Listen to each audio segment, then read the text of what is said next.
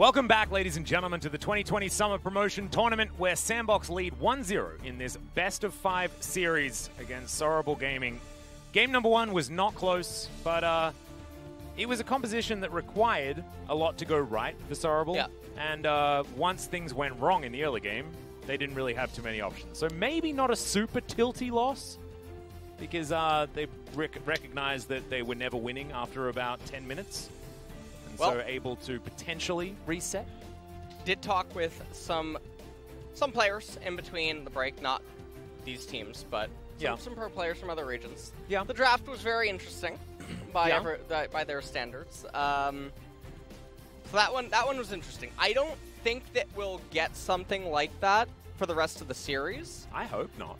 But I think that there's potentially just going to be a problem in mid lane, because Dan Chung, ever since, I mean, even in day 1, he seemed like such a liability. Yeah, absolutely. In all of the games so far, and Thal, who should be one of Sorrowable's strong suits, is going up against Summit, so not an easy time for him up in top lane. Did have the Darius, did manage to get ahead in XP and CS at some point, but a lot of that was mostly in part due to the Elise and the Pantheon constantly going up to top lane.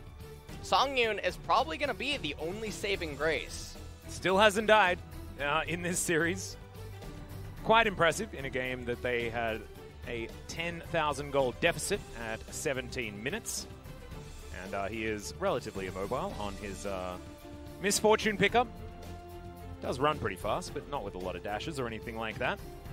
Let's see what Sorrowable are going to be able to do in the draft here as we do make it into ban and pick for game number 2 of this best of 5. Sandbox will once again be on the blue side. Sorrowable on the red. So counterpick's still going to be there, and you can imagine Sandbox probably not going to mix things up too much when it comes to the bans. Well, Sorrowable back on red side, so let's see if they utilize it better this time. And Sandbox, they're not mixing things up pretty much at all, as Apilio is going to be banned away by Sorrowable yet again. So far, exactly the same, yeah. Set, continuing down the same path. We could just be watching the game 1. Let's get a salty run back. Let's make it the LCS. Yeah, give us the Olaf ban. Oh, going to be the Varus. Makes a lot more sense. Now, Ezreal could just get B1'd, and then we could almost follow a similar line. Yep. You could also B1 the Zoe if you would like to, but Trundle is available. And this is what I was somewhat expecting in game number 1 until we realized the Varus had slipped through the draft. So Trundle's going to be snapped up. And there it is. See what Sorrowable are going to do. Already, the draft is different. Yep. From game number 1. As that Varus throws a bit of a spanner in the works. And now Sorrowable hovering Aatrox. The Aatrox pick away. The Cacao Elise is still available. He could go for it again if he would like to. Not sure whether it's what he really wants to do, but Graves is up as well. Was in game number 1. Yeah. And wasn't actually picked and is very comfortable into the Trundle, as we see so often. So Cacao is going to lock away Negan for himself. Probably not going to go for the Negan build, but we'll see what he does decide to do as on fleek. Let's see what Sandbox have in store as a response. And I wonder if that's a top Kalista for Summit, very cool. or if we'll just see Kalista Taric locked in for Root and Gorilla down in the bot lane. I'd like to see Kalista and Zoe or something like that locked in here, as Renekton would certainly deny any flexibility, and is going to do so. Sandbox, yeah. They know no other way other than the sin. You've gone a bit quiet there. Yeah. It's totally fine. I'm really just... Do you want to talk about something else? Appreciating the scales. Valkyrion did tell me who invented the telephone. Okay. It was, of course, Alexander Graham Bell. Excellent. As we must have known, you know. Learned that many, many years ago, Right. and unfortunately my boomer brain Ooh. is starting to leak some things. Look as, at MF's hair and Graves' jacket. You like how it yeah. melts? It's like Graves' jacket is actually MF's hat. Yes. Well, that's very cool. This is perfect. Yeah. All right, well. I'm sorry. Yeah. No, just talking about All right, inventions yeah. of telephones and things like that. That's all we've got. But we're pogging about the synergy of the hair plus the jacket. So that's definitely good news. Tarek going to be banned away here. The next ban should probably be the Tahm Kench, because otherwise Gorilla is going to pick it, guys. It's just what he's decided to do. That is how he's getting Sandbox back into the LCK. It is one catfish at a time. Yeah, and Tarek getting banned away. So it was a little bit surprising not to see it picked up on B3. There it is. As Tom, yep, taken away. Thresh might be the ban here from Sandbox's side as we're attempting to thin the support pool as much as possible. Nautilus could also go, I guess. Nova does like to head towards that pickup, and his Thresh, while getting some things done in the early game, wasn't necessarily the best, and holding on to the opportunity of maybe having the Kalista Thresh could be an option. Zoe banned away from Dan Chung. Odd. Looks like Fate is looking for a LeBlanc pickup. Well, what is Sorabel going to do? I think that they should just R4 support here. But, well, I think in an ideal world, actually, you would just choose a blind pick mid laner that's super stable.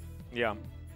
On its own, that doesn't really have too many counters. I think even an Azir here would be fantastic, and then actually counterpicking support would be mega valuable with a mage or an enchanter, because Sandbox, they're all melee right now.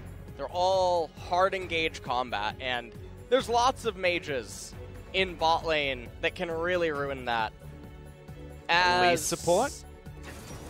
Okay, it's going to be Trundle support. Oh, yes. Another option. Of course, Fate's goal does enable the Trundle a lot, as Fate is going to be picking up the Corki for the mid lane. So on fleek, the tried and true Renekton Elise is now here, as Sandbox trying to give Sorrowful Gaming a taste of their own medicine on the top side.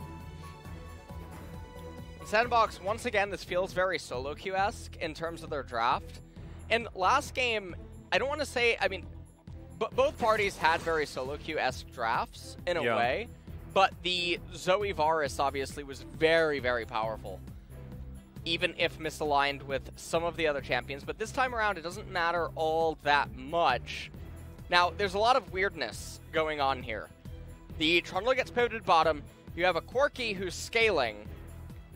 Sorabel elected for LeBlanc into Corki as an answer, but obviously Fate going to be taking the teleport, and if he ends up getting out of laning phase, he's going to bode quite well in this team composition. But both of these comps fight against one another and really go hard. And it's going to all come down to the engages, essentially. Yeah, and also the advantages that can be accrued top side of the map for Sandbox, because now the shoe's on their foot when it comes to top side required to get ahead. The Elise, not as necessary in this composition because, of course, Corki is going to be doing a lot of magic damage as well. So not required for damage variance or anything like that. But still, if she wants to be a champion post 20 minutes, you're going to need a few kills under your belt. So let's see how OnFleek is going to do now with the same task at hand that Kakao had. And Kakao with the Graves is going to be another power farming jungler that Kakao is very well known for. Well, Nautilus MF, LeBlanc, Graves, and Aatrox. We'll see what they can do. Feels like this is it's very awkward once again. Misfortune is on an island, and Graves is sort of misaligned with who the mid laner and the top laner is. So there's a bit of polarity here on both of these sides of the draft. Well, let's see what Lego Renekton's going to be able to do as the Oathsworn is cast onto Gorilla's Trundle. A troll gorilla. How fun. As Nova makes his way out. We'll have Aftershock, so of course Subjugation very, very powerful against the Nautilus, if you can utilize it after an engage has started, will allow Gorilla to be very, very strong.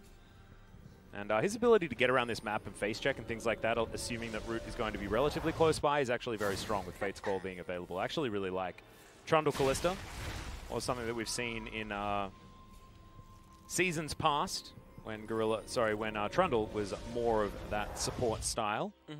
And Gorilla was also one of our Trundle support players, as he's been around forever. And I like the rune choice by Kakao. Obviously, there's the option to go Phase Rush with Nimbus Cloak, but Fleet Footwork, and also even taking the scaling HP per level instead of the flat armor, given that Graves already has the Grit, is an interesting choice. Oh. Yeah, they're just going to walk right in there as Nova's going to get exhausted. They're looking for the first blood as Dancheng makes his way in, but very late. Root now on his own. Chains are going to connect. He has to flash very early. Sorrowful are going to come out ahead. They do gain control of this red buff area. As Onfleek has to scuttle his way out. Looks like this is going to be a successful steal. No first bloods, but if we do a Summoner spell check, there is only a summonerless Nautilus in comparison to Root not having any of his available. So this Kalista going to be much more difficult for him to get control of this lane now. And Graves, this is a really good start for him as well.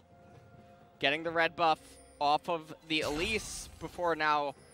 He's going to be able to transition this into full clearing his jungle.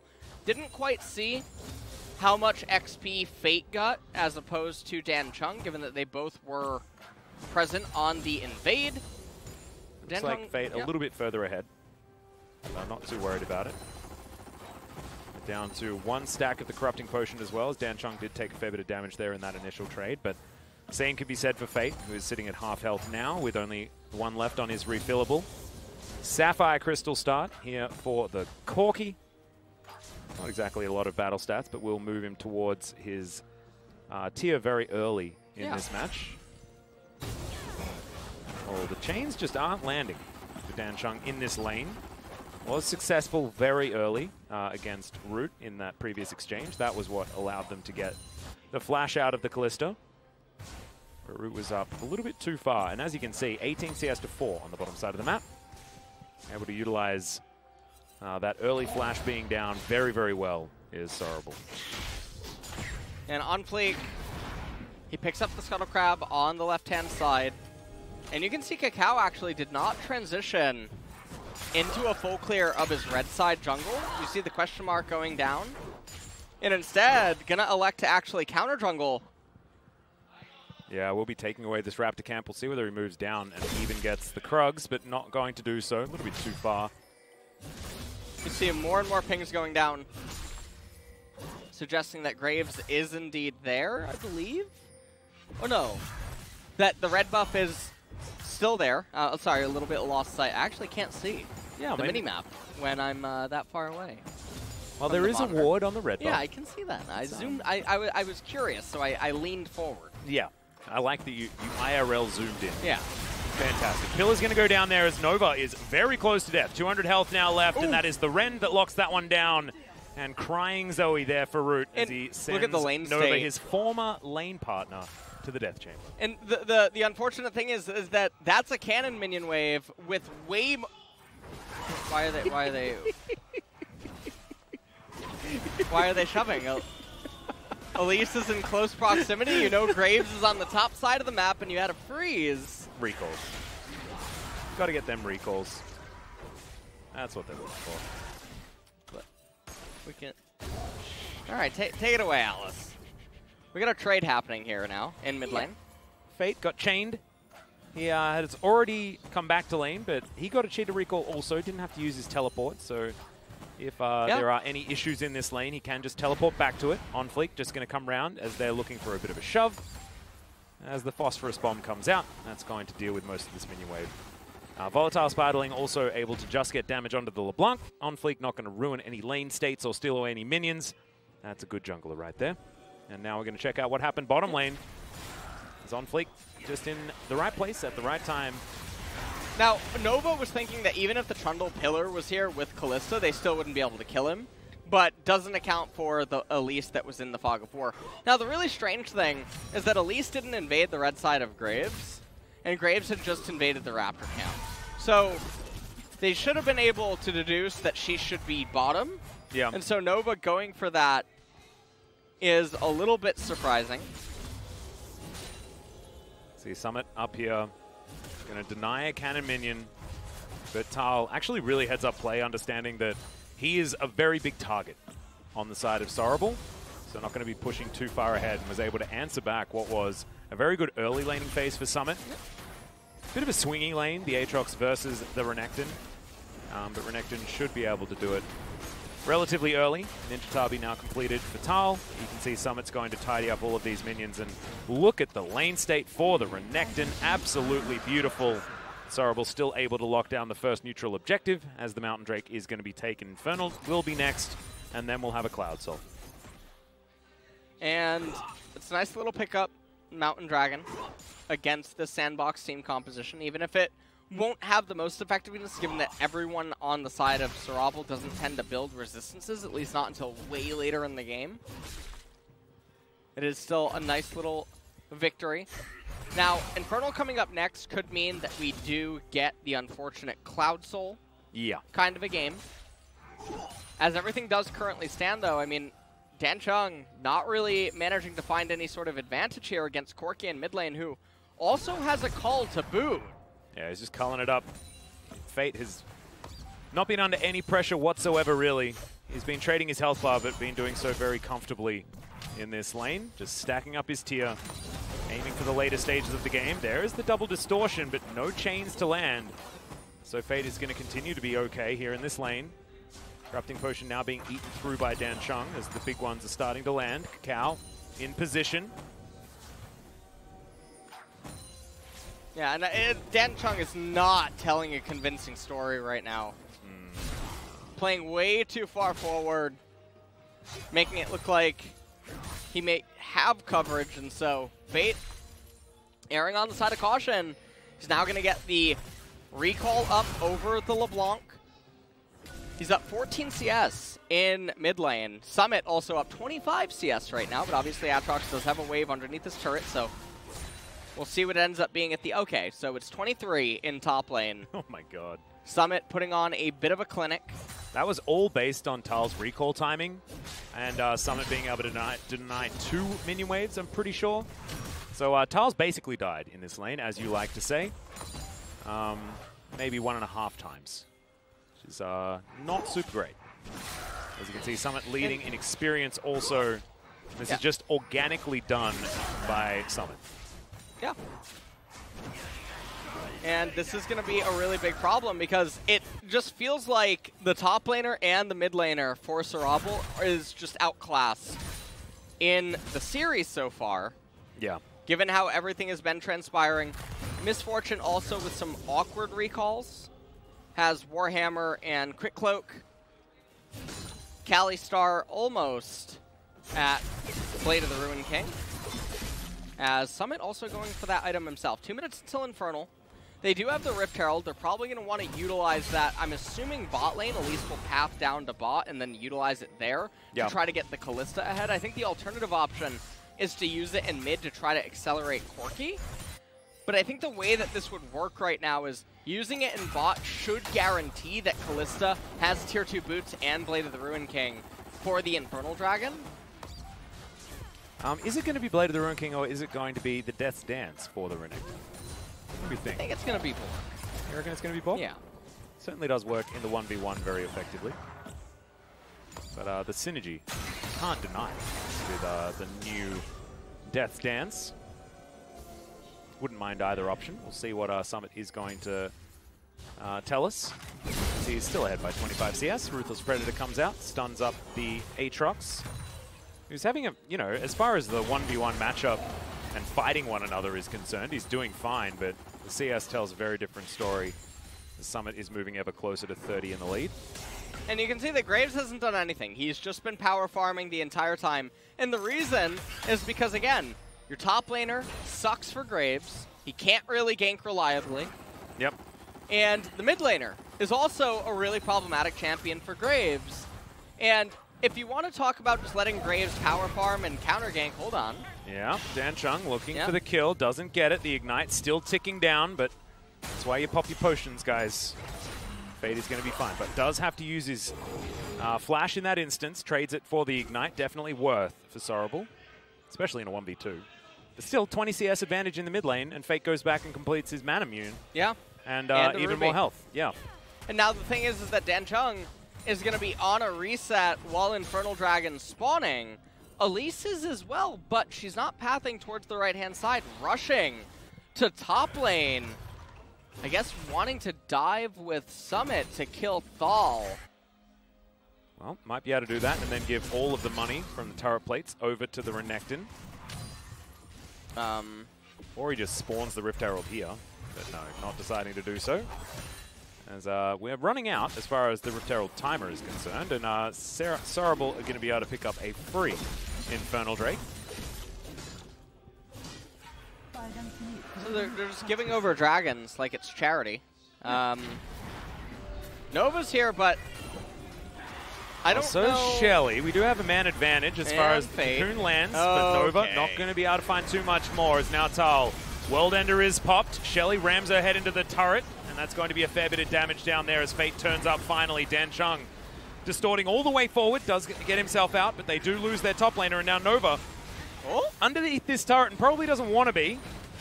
As now Sandbox are just wandering around, but low health bars, and they don't want to dive any further. As my God, Dan Chung, what was that? Summit just finds the Ruthless Predator button, but remember, guys, that is just a right-click on the champion. It's not a skill shot.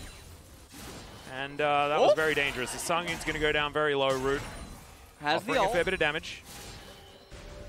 And it wasn't the cleanest coordination out of Sandbox, but they still got the job done. It did come at the cost of giving over Infernal. Yeah. So really not prioritizing dragons. And this is so perplexing because On Fleek used to be the guy that would just level 4 do dragon every game. Yeah. Historically. As Sandbox, they go for the dive here. Renekton with the slice and dice, locking up some of the turret aggro, but actually Gorilla ended up having it. Dan Chung comes in, goes for the combo, not the cleanest execution, gets exhausted during the distortion, and then take a look at Nova. He tries to anchor on, but if he did that, he was dead too. Yeah, and I don't know what Dan Chung was trying to do there. I mean, he distorts onto minions, just desperately looking to try and get a Q chains onto one of the low targets, I guess, but I don't see a world where that was ever going to work. A little bit of desperation coming out of the Sorrowbull mid laner. And now On Fleek is down here. Don't know whether the Blast Cone is available. It is not, so you can't repel over there. Now Root in this lane. Gorilla just going to appear for a moment. But On Fleek not feeling like he has a gank opportunity, is looking for a back and is going to go home.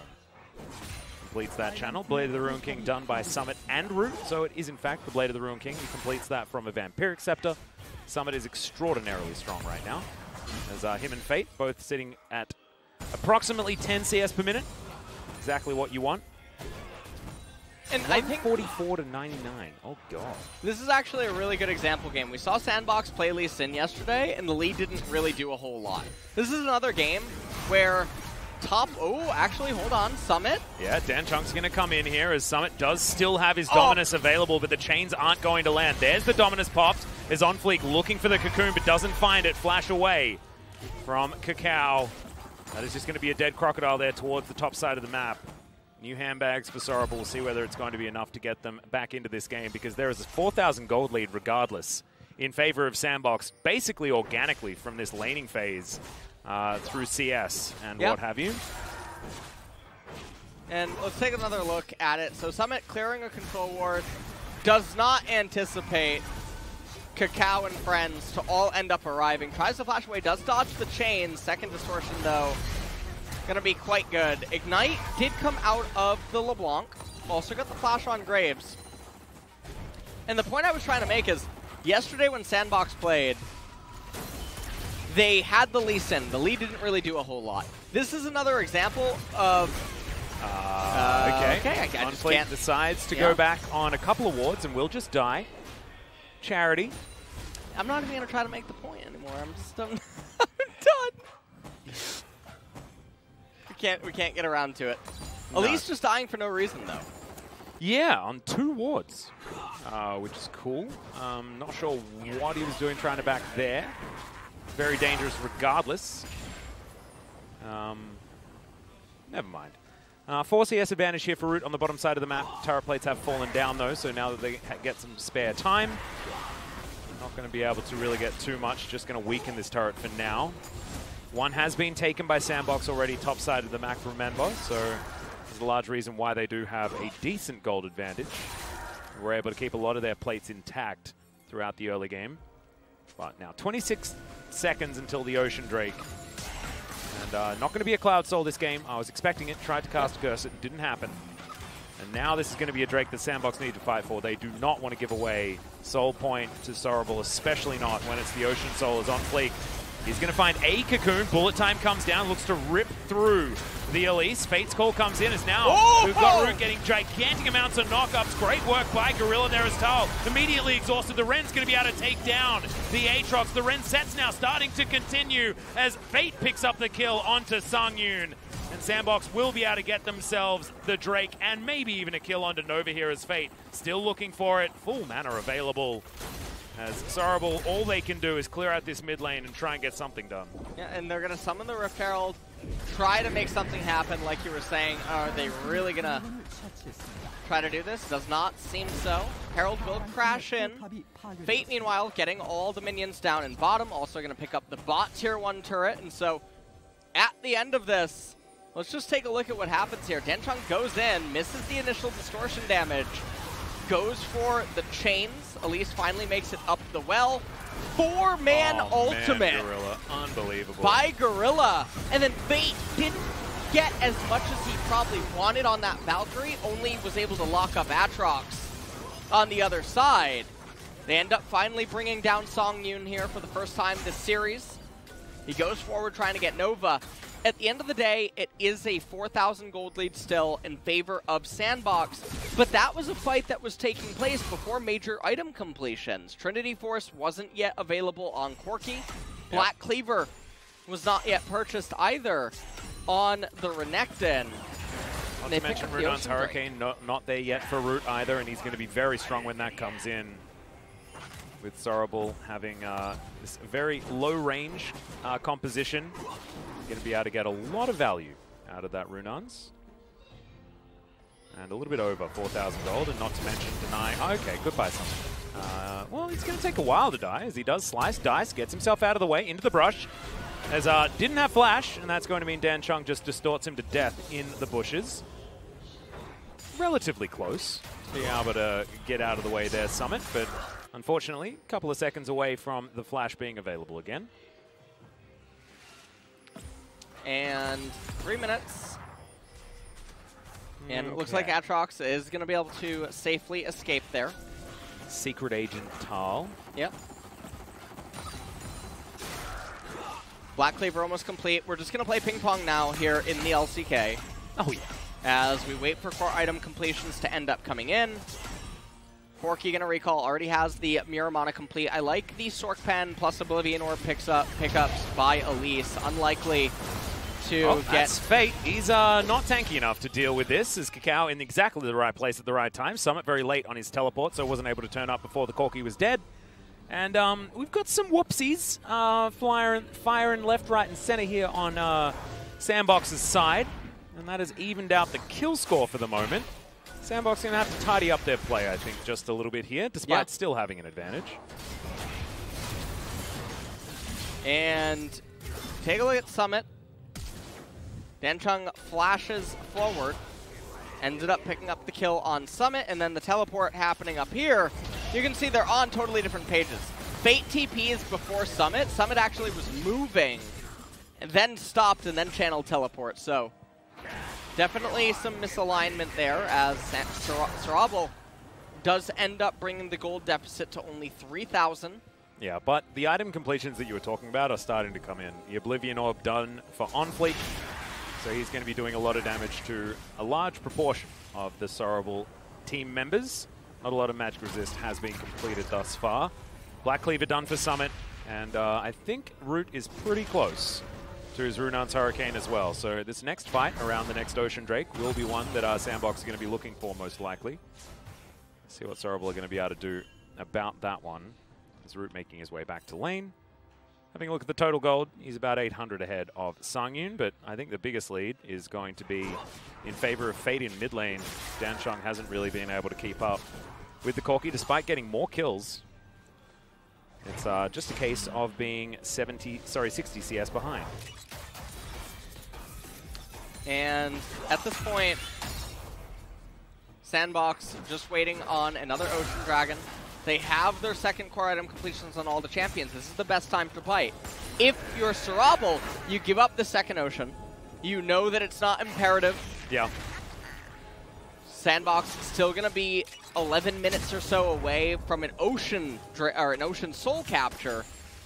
And so it's not super important. If they take this team fight without getting some sort of a miracle pick, it's probably going to result in a near ace in Sandbox's favor. And that's really scary when Baron's live and you have Elise, Corki, and Kalista able to do it so easily. I don't know what Sorrowful's doing.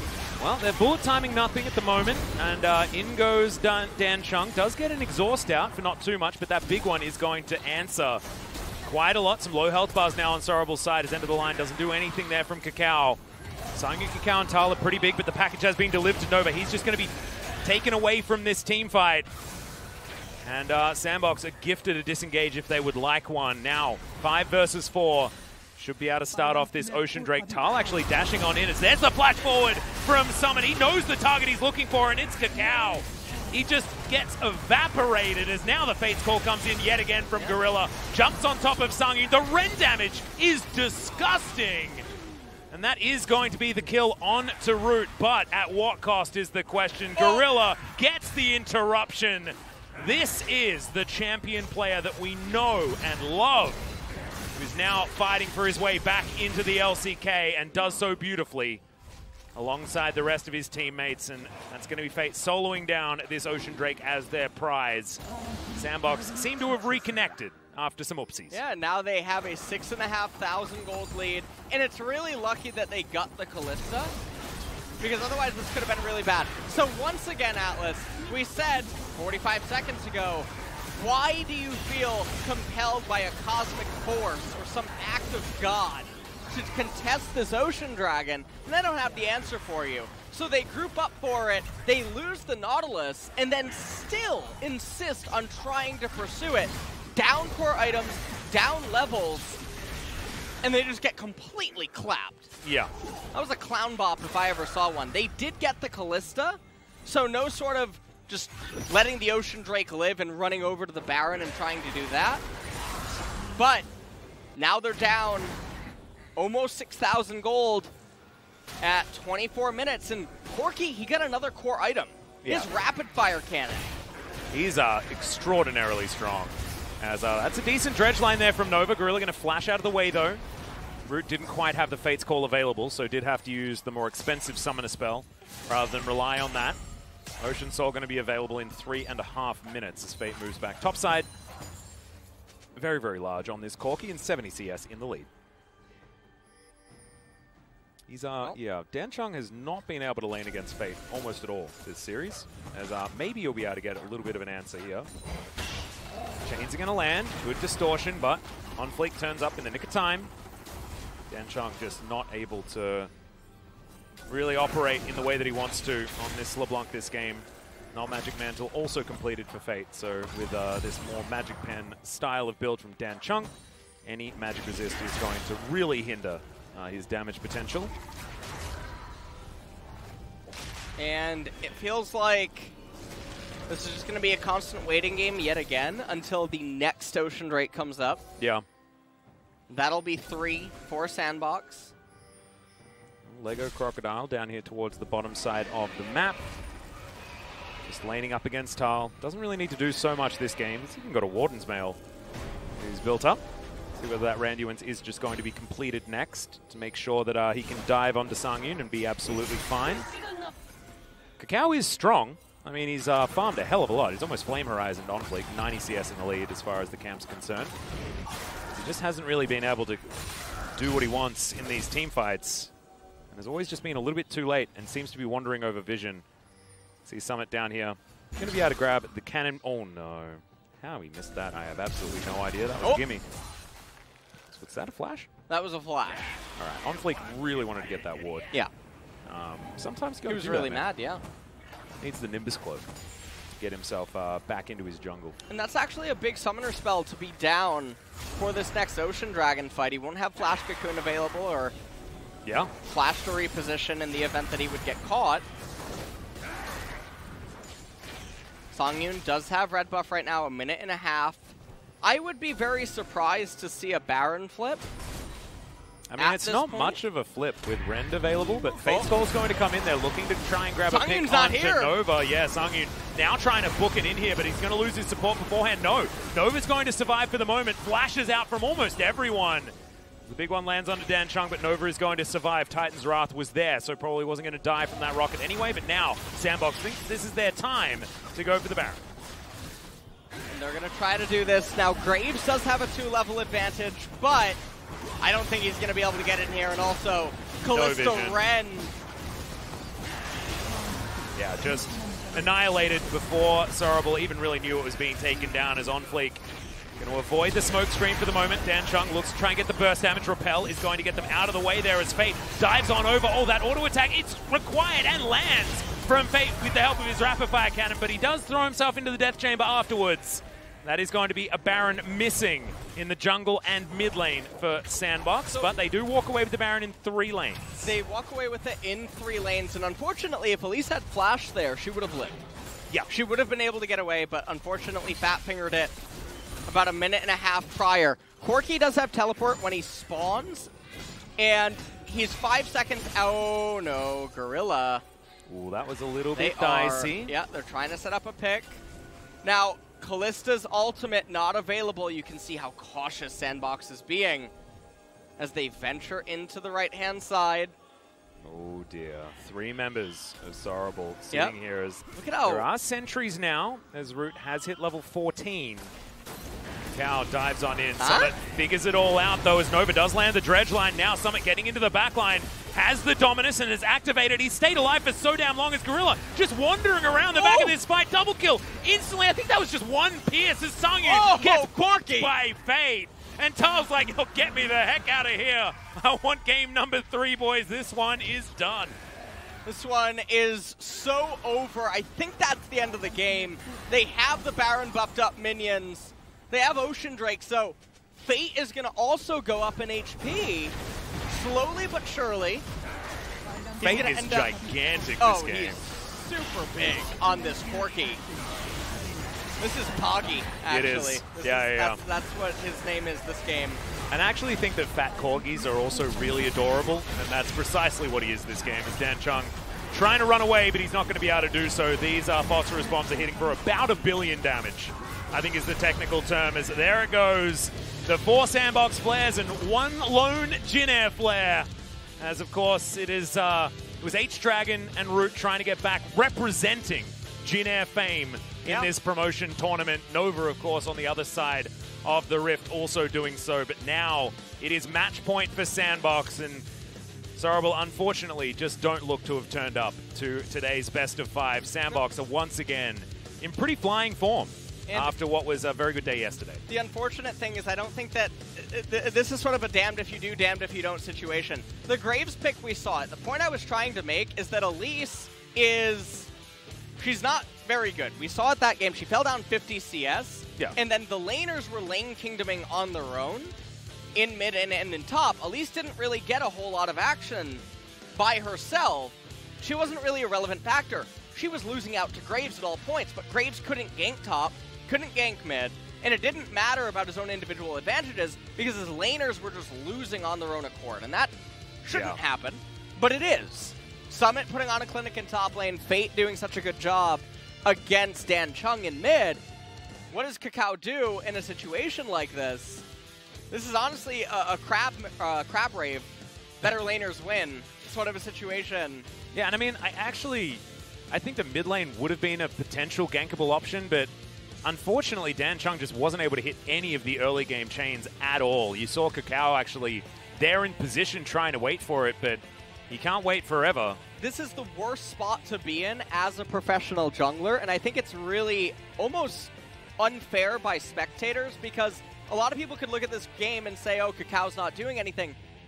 He can't. Yeah. And then the other thing is that it's not about his champion, it's that his laners are individually losing in inexcusable manners. Now, if he picks a Sinner champion and he just tries to coin flip Baron's ganks, we saw, like in game number 1, the laners are also playing better. So he can't get anything, and it feels very awkward because jungle, if you're going to play these champions, you have to be a lot more cerebral to make it work, and you have to accrue other advantages. Maybe the only saving grace he could do is try to play towards bot lane, but I'm not sure really what to say, Atlas. This is looking like it might just be a 3-0. Yeah, and they were trying to look towards bottom lane. I thought that getting the flash out of Root early could have been an avenue for them to attack, but they were never able to get back there, and in fact, it was a counter gank that came in on Sandbox's side to give Root the first blood, and that, once again, felt like a really pivotal moment, extraordinarily early in the game, that Sandbox were able to really snowball after, and they made some whoopsies. I mean, Sandbox weren't playing clean League of Legends throughout a lot of the mid-game, but they just smashed their lanes hard enough that it honestly didn't matter. They were too far ahead. And OnFleek being 90 CS behind at 25 minutes, who cares? Doesn't actually matter. That was just a Renekton flashing on top of a Graves that wasn't actually allowed to play the game. Cry about it in your confession, Atlas. All right, that's. Well, I'm heading straight to church after this. Got to get straight into Graves is gonna have his cigar back after this game. I'll tell you what.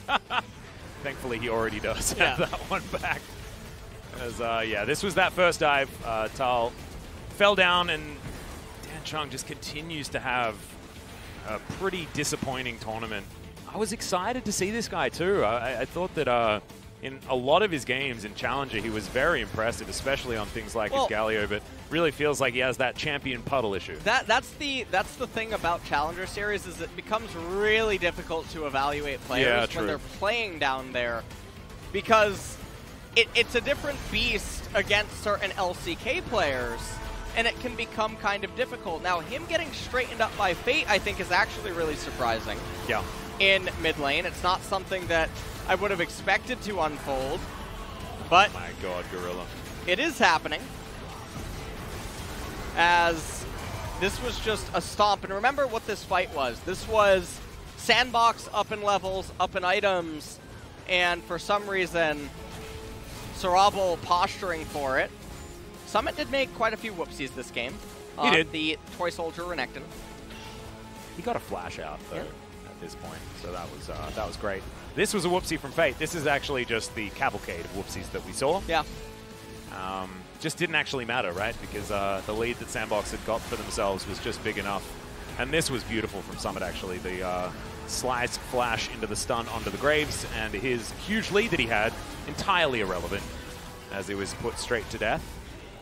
And Root died here, but he was the only casualty of this particular engagement. And this felt like the beginning of the end. If it wasn't already... I felt like Gorilla had a great game on the support Trundle as well. It's been a while since we've seen support Trundle. And Gorilla certainly demonstrating that it is still something that works out. Flex first pick is a great thing, but we haven't really been seeing so much of the flexibility of the Trundle. And that does give a lot more credit to the picker, as there was the Pierce double kill instantly from Root, as Fate does about 1.8k damage in the blink of an eye. Yeah, and there was Corki just lighting up Songyun right at the very end. This was the end of the game. Sounds like some pretty calm members of Sandbox as they move towards this inhibitor turret.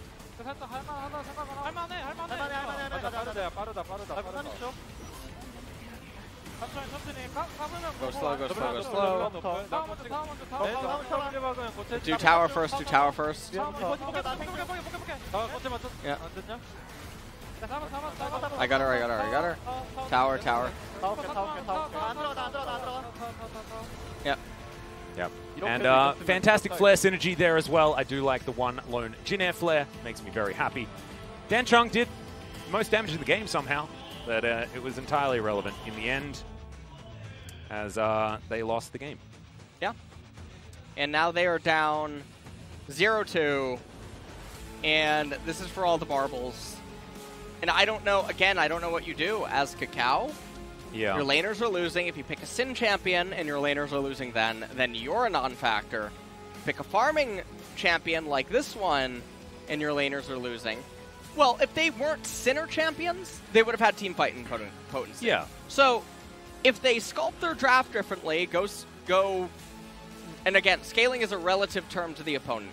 If they have a more scaling top laner, more scaling mid laner, they can lose early game, couple thousand gold, have a scaling jungler, and then try to win a team fight down 3k. It's totally fine. I mean, you don't really need to pick scaling against Sandbox either. They will sin. They are guaranteed to sin. So pick anything that does anything in mid to late game and you are absolutely fine. We'll see whether they do after a short break for Match Point.